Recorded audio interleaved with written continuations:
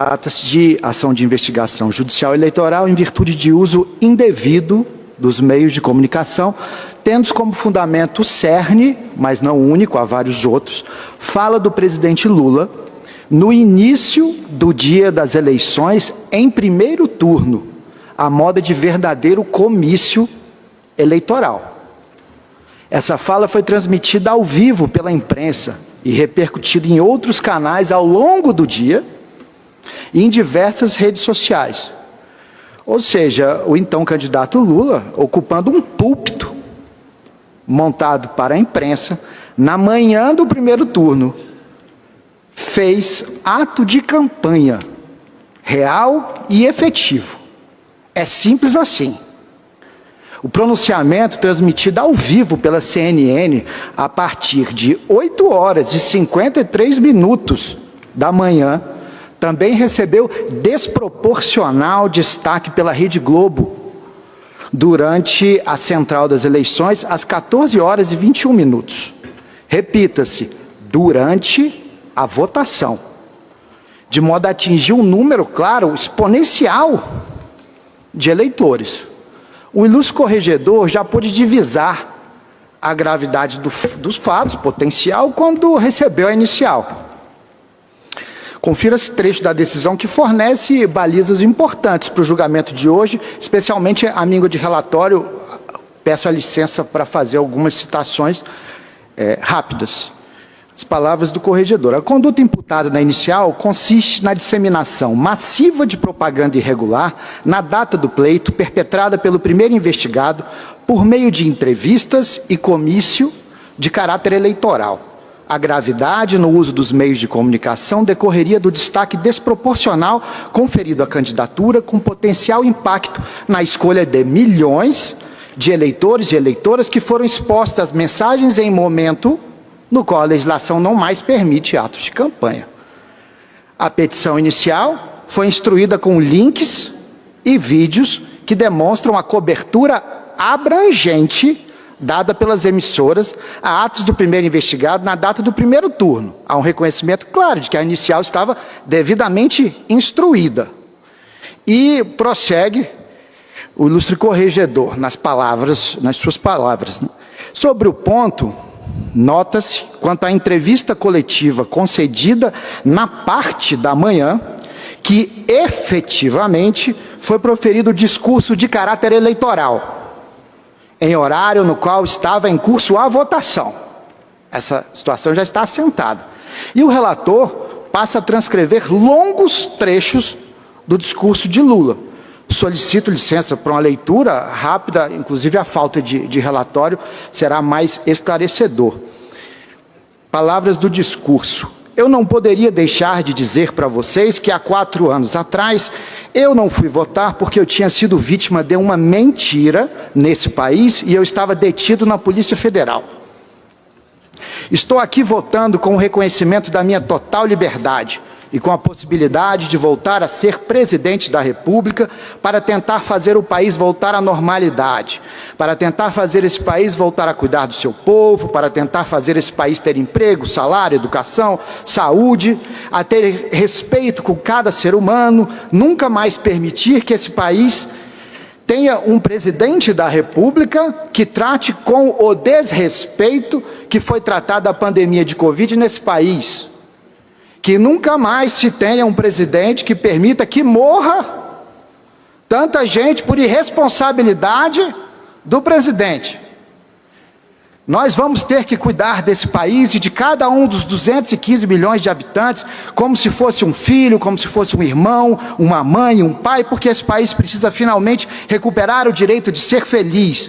Nós não queremos mais ódio, nós não queremos mais discórdia. E realmente continua o candidato Lula. Sim, excelências, o discurso foi longo.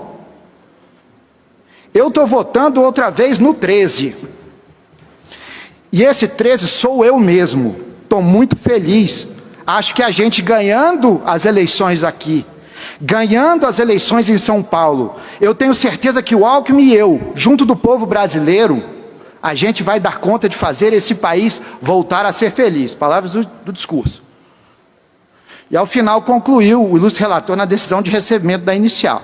A narrativa, em tese, é passível de se amoldar à figura típica do uso indevido de meios de comunicação social, havendo elementos suficientes para autorizar a apuração dos fatos e de sua gravidade. A inicial preenche os requisitos de admissibilidade, razão pela qual a recebo. Esses são os fatos devidamente delimitados no despacho de admissibilidade da inicial. Pois bem, a partir do conteúdo descrito, o forçoso conclui que o discurso ostentou um caráter eleitoral, pode-se dizer, clássico. Enaltecimento da própria história. Variadas promessas de campanha em todas as áreas, como foi lido aqui. E, claro, não poderia faltar, numa campanha tão aguerrida, críticas fortes e variadas ao adversário, então presidente da República. Ora, a proibição de propaganda eleitoral no dia das eleições, isso é inconteste. E o fato é grave. É um fato capaz, em tese, de constituir até crime. Destaca-se os artigos 39 e 45 da Lei das Eleições. O artigo 5º da Resolução TSE, número 23.610, de 19. E o artigo 240 do Código Eleitoral. Peço licença pela clareza do dispositivo para ler o parágrafo único. É vedada, desde 48 horas antes até 24 horas depois da eleição, qualquer propaganda política mediante radiodifusão, televisão, comícios ou reuniões públicas. Não se olvida que os tipos acima indicados, descritos aqui, poderiam desafiar ações com rito próprio. Uma representação, propaganda eleitoral, ou então até notícia-crime, diante do que foi feito aqui. Ocorre que essas várias infrações difundidas em série, elas consubstanciam lastro para essa age, né? Efetivo uso indevido dos meios de comunicação. E esses fatos se revestem, na visão da acusação, de efetiva gravidade, tanto quantitativa como qualitativa. A primeira, claro, revelada pelo alcance das emissoras de TV, em que o candidato Lula, como visto aqui, como fiz questão de destacar, Lula discursou por longos espaços de tempo.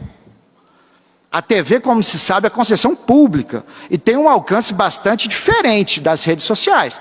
Ela atinge indistintamente eleitores, apoiadores, não apoiadores e indecisos.